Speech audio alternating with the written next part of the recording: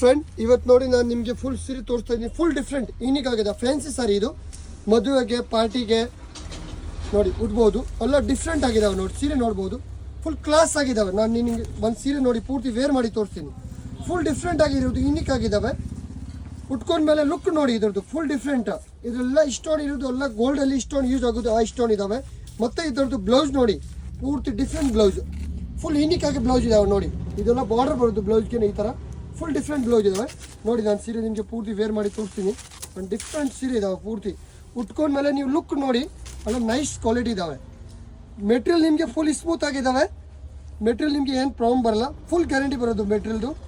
Full different ಏಡಿ stone ಇದ್ದಾವೆ.